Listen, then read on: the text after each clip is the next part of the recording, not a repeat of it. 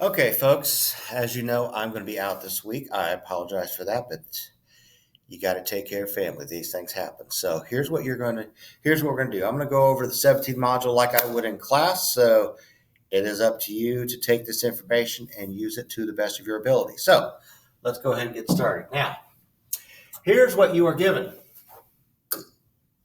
You are given that FC, which I'm going to highlight in green, has a length of 18. So that whole thing is 18. Now, here's what you need to know. I'm going to highlight this half in red, and that's called FQ. And I'm going to highlight this part in blue because we like the color blue. Now, we said the whole thing here is 18. Now, this is going to be divided up into three parts. All right. So this little red part in red is going to be 1/3 of 18. Well, what's 1/3 of 18? That is 6. So this part here is 6.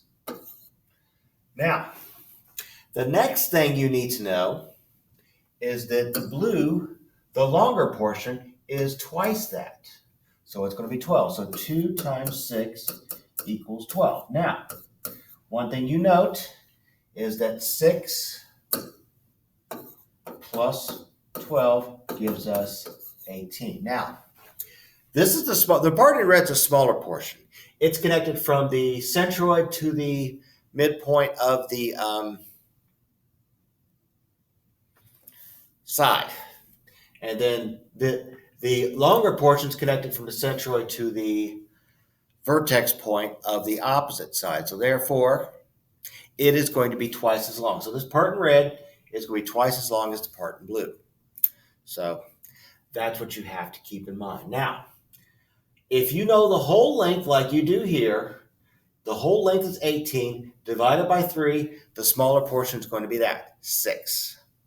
And then the blue portion, which is the bigger portion, is going to be twice that. So, thing to keep in mind. Now, I'm going to take the same diagram, and this time I'm giving it BQ. Now, BQ is the portion in blue. Now, we said that BQ has a length of 12. It's the bigger portion. It connects from the vertex point to the centroid. Now, the smaller portion right here in red is QE. It is half that because the smaller portion is half the bigger portion. So half of 12 is going to be 6. And then BE, which I'm just going to highlight right there, the whole thing.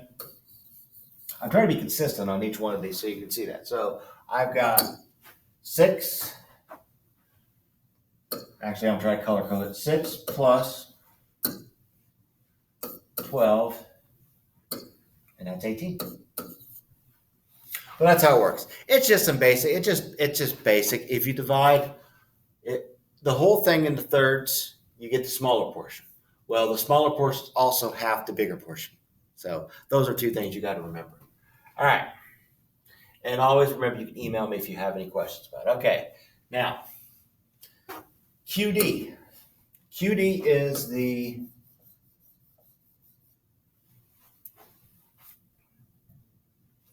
smaller portion.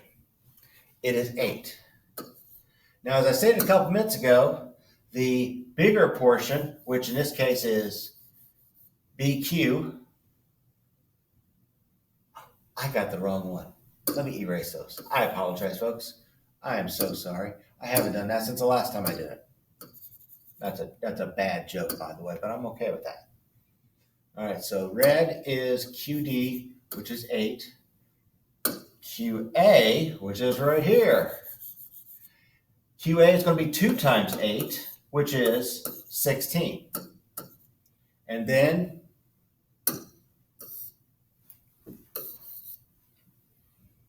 you got 8 plus, I'm color coding this so you can see that, and then that's going to be 24. So the whole thing, AD, is 24. All right. That's just some that stuff. We're not going to be testing over this. There's not going to be a quiz over it, but I do want you to be aware of it because it is something that could possibly be on the final exam. So be prepared for that. By the way, your final exam's coming up. So, all right. Now, we're doing pretty good on time so far, so let's look at the following. Determine whether each of the segments is a median, altitude, or neither. So, AD. AD connects from the vertex to the midpoint of the opposite side. Therefore, it's a median.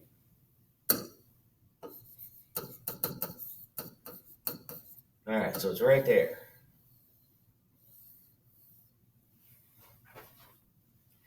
EG is right there. It's not a median or an altitude. It's actually a mid-segment. It's actually a mid-segment because it connects to the midpoint of two sides of a triangle.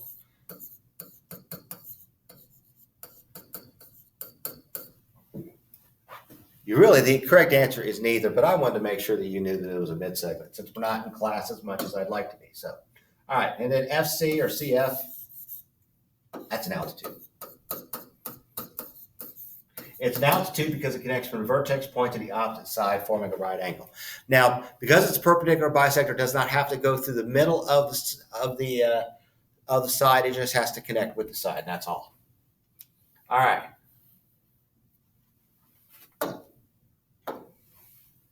Okay, now, let's look at the following. All right, determine the order of the angles from the largest to the smallest. Okay, now, in section 6, it's the last section we're covering this class because we're running out of time. In the last section, it states that the largest angle is opposite the longest side and the smallest angle is opposite the shortest side. So let's look from the largest to the smallest. Okay, well, which is the largest side? That is 17. So since 17 is the largest side, A is the largest angle. Well, what's the next largest side? That would be 11. So C. Oops. Gravity, best friend, worst enemy. You decide. C. And then finally, 10 is the shortest side. So that means that E has to be the smallest angle. All right, so that's what you got to remember. The longest side is opposite the largest angle, and the shortest side is opposite the smallest angle. That's what you got to remember. All right, and the same thing goes with the longest side. So from largest to smallest, the largest angle here is 80. So therefore, CE, side CE, is the longest side.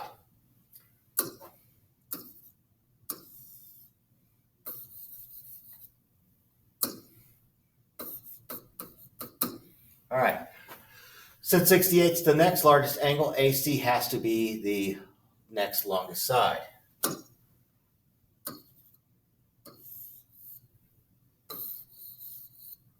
And then, of course, AC is the shortest side because it's opposite the smallest angle of 32. All right, so with that being said, that's how you determine which one. Remember, the longest side's opposite the largest angle, the smallest side's opposite the smallest angle. All right, now, a couple more things. Next, determine if the following measures are able to form a triangle and explain your reasoning. Okay, now, for a triangle, the two shortest sides have to add up to be greater than the longest side. Basically, any two sides have to add up and be greater than the third side. The only ones you have to test are the two smaller ones. So if 4 plus 8 is greater than 12, then that is true. But obviously, you can see it is 12. It is not greater than 12, so therefore it is not a triangle. It is not two smaller sides do not add to be greater than a third.